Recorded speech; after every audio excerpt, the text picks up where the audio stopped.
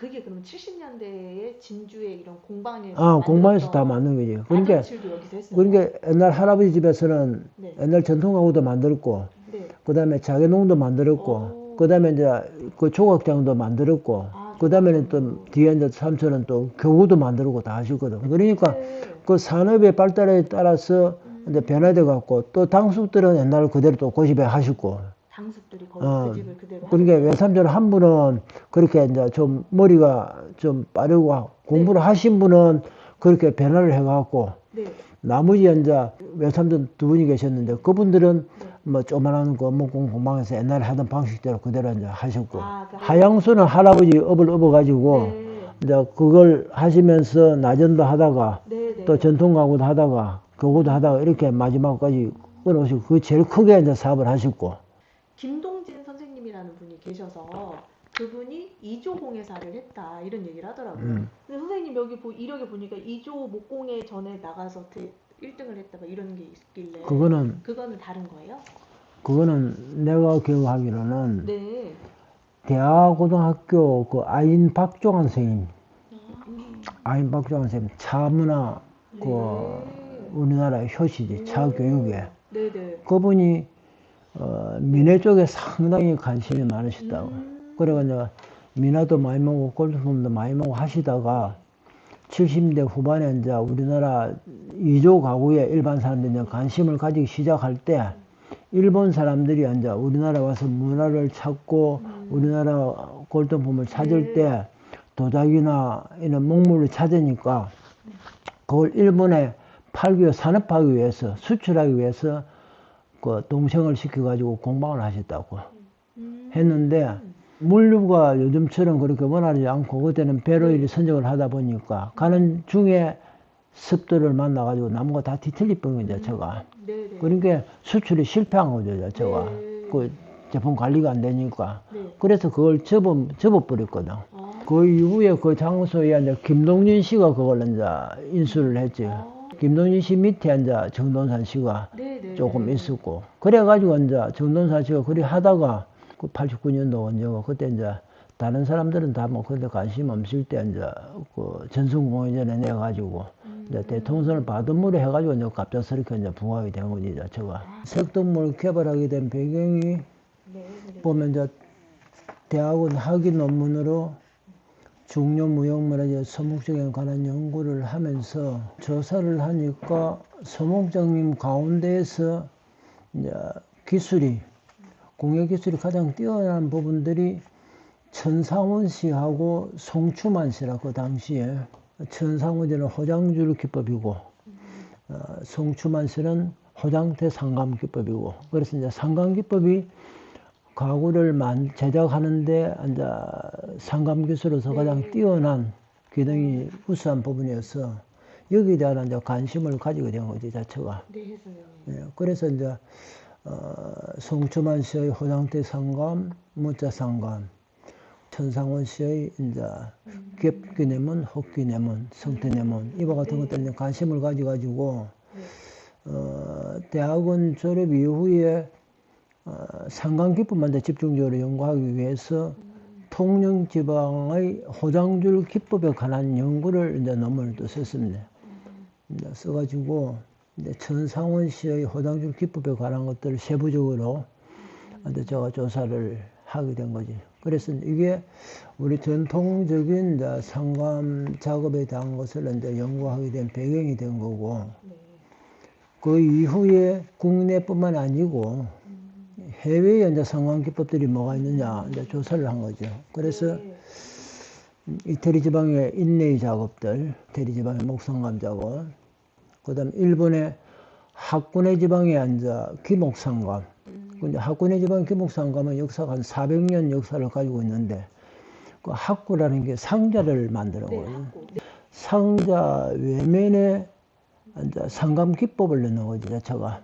상감 기법 한 것을 이제 부착해가지고 했는데 그 당시에 무역을 하는데 이제 그게 케이스를 이제 쓴 건데 가장 부가가치가 높은 게 임진왜란 때니까 하약이 그 당시에는 최고 이제 밀무역의 부가가치를 가지는 거냐, 하약이. 그게 이제 그때만 해도 신무기고 신기술이니까 그만큼 이제 아주 부가가치 높은 거죠. 그런데 하작을 가지고 이제 배를 타고 자국까지 가야 되니까 그게 비바람에 또 그게 젖을 수도 있고 또 운송하는 과정에 또 밀무용으로 이제 이 발각될 우려가 있으니까 눈에 안 보이는 이제 함을 만든 거지, 자기들이. 함 속에 이제 퍼즐처럼 해가지고 열 수 있도록 잠금 장치 없이 이제 그 퍼즐을 만든 게 일본 학군의 그 상자라. 그 기법이 이제 일본의 기목상관. 그래서 한 400년 역사를 가지고 지금도 가면 그 특산물로서 만들고 있거든, 거기서. 또 유럽에 가면 마케트리 기법이라 그래가지고 우리 낮은 칠기의 그 주름질 기법처럼 나무를 오려가지고 이제 문양을 하는 작업. 그러니까 가구에 붙여가기도 하고 인테리어 장식에도 쓰기도 하고. 절삭 기법이니까 우리나라에 사용하는 그 낮은 기법의 끄름질 말고 주름질 기법이죠, 자체가. 잘라서 해가지고 문양지대로 이제 박아놓는 작업들. 그래서 그 작업들을 이제 보고, 그러면 이제 내가 소목으로서 내가 혼자만 할 수 있는 어떤 독창적인 방법이 없겠느냐. 그래서 이제 좀 세공된 부분을 이제 집중하게 된 거죠, 자체가. 논문을 쓰고 난 다음에. 그때 이제 관심을 가지고 작업을 했는데, 이태리나 일본에서 하는 그 상감 작업들은 우리나라도 조선시대 하던 그 호당들도 마찬가지지만도 기하학적인 문양을 넣는 방법은. 그러니까 기하학적. 그러니까 목재의 단판을, 염색된 단판을 혹은 이제 자연적인 나무의 그 판재를 얇게 해가지고 쌓은 다음에 그것을 수직으로 사선으로 잘라가지고 결합시키면서 그 성태 네모 문양으로 만들고 다양한 패턴으로 만들어내는 작업이다 말이죠. 근데 그거는 어떻게 보면 우리가 인쇄를 하는데 인쇄차하고 같은 스타일이잖아요. 똑같은 패턴으로 자르고 붙이는 작업이에요. 그러니까 우리가 가공할 수 있는 나무를 가공한다는 것은 주로 뭐 켠다든지 자른다든지 대표질 한다든지 이 작업이 기본적인 작업인데 단순 작업으로서 넣을 수 있는 이제 패턴이다 말이지. 그래서 너무 기계적인 맛이 나니까 그걸 좀 나무의 나이테처럼 자연스럽게 끌어낼 수 있는 방법이 없겠느냐. 나무의 나이테에 나타나는 느낌들은 직선이 아니고 아주 부드러운 곡선들이 연속된 선으로 성장 불응금에 따라서 나타나게 되는 춘추제가 나타나게 되잖아요, 자체가. 그게 우리 지청의 배사구조하고 같이 그 자체가. 그러니까 우리 사느리를 절제했을 때 나타나는 배사구조, 단청. 그 단청의 형태가 어떻게 보면 학선시켜보면 내가 그 나무의 나이테하고 단면을 자랐을 때 비슷한 느낌이 난단 말이지. 파형된 선들이. 그래서 나무를 저렇게 파상적인 형태로 좀 끌어내면 좀 부드러운 느낌 나지 않겠느냐. 지금처럼 기존에 해오던 직선적인 쌓는 작업에서. 그래서 이제 거기 이제 고민을 하게 됐는데, 실제로 나무를 곡선으로 자르는 것도 힘들지만 그것을 연속적으로 붙이는 작업은 더 힘들단 말이죠. 그래서 이제 고민하던 중에 여름철에 이제 소나기를 만났죠, 자체가. 소나기를 만나가지고 뭐 쉬운 게 우산이 없으니까 신문지를 이제 머리에 싸우다가 젖은 신문지를 마루에 놓으니까 그게 마르면서 해기 본능의 성질을 가지고 쭈글쭈글해진단 말이죠, 자체가. 종이가 마르면서 그게 스트레이트가 안 되고 중력에 의해서 이런 종이는 중력에 의해서 이렇게 내리는 과정에 이게 팽팽해지잖아요, 자체가.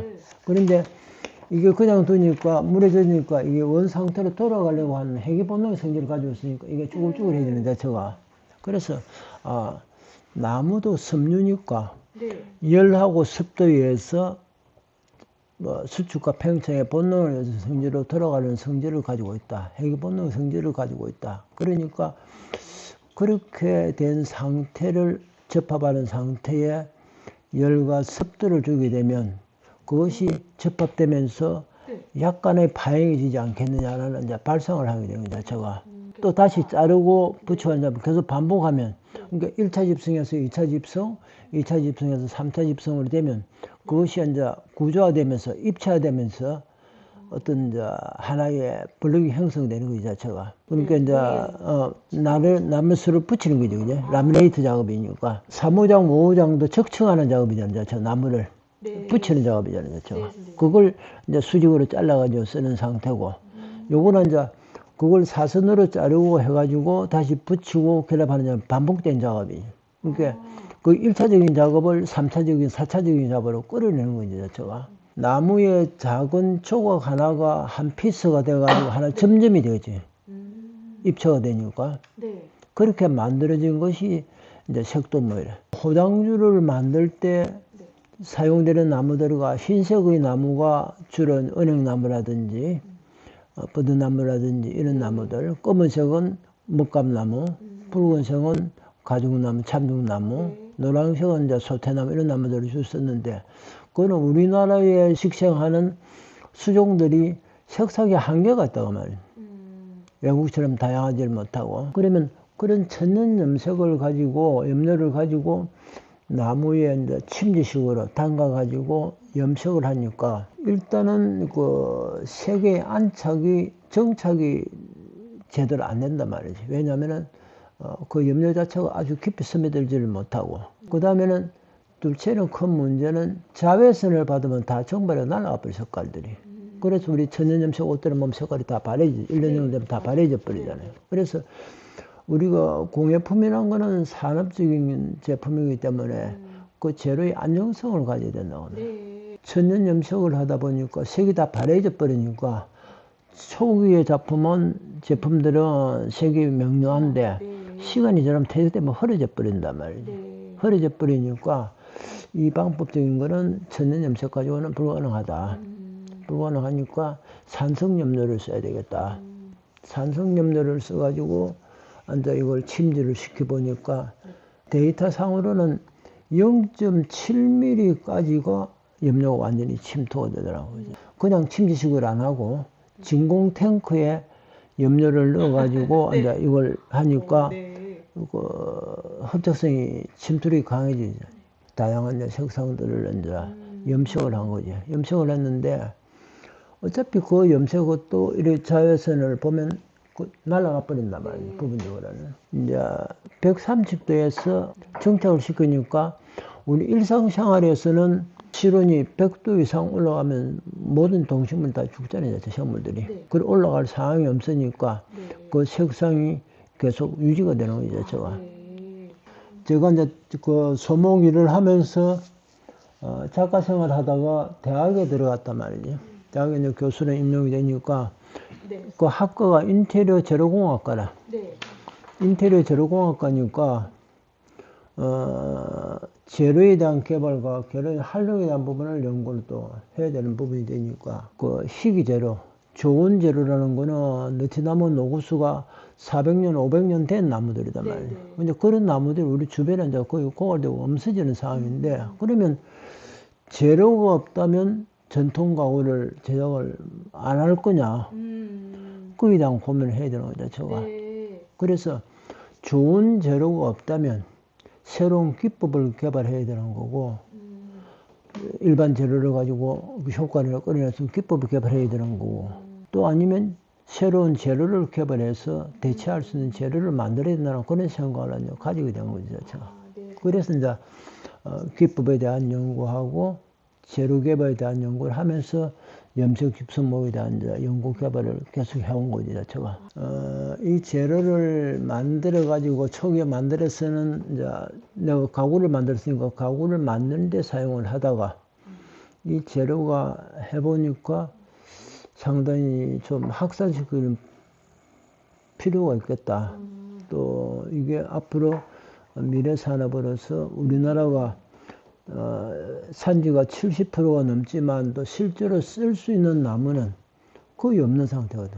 그러니까 거의 90%를 목재들을 외국에 수입해서 사용하고 있는 실정이단 말이지. 그러니까 우리나라에 나오는 여러 가지 잡자재를 가지고 염색만 하면 쓸 수 있으니까. 그래서 대체적인 재료와 산업으로 이제 이 재료를 이제 개발한 거죠.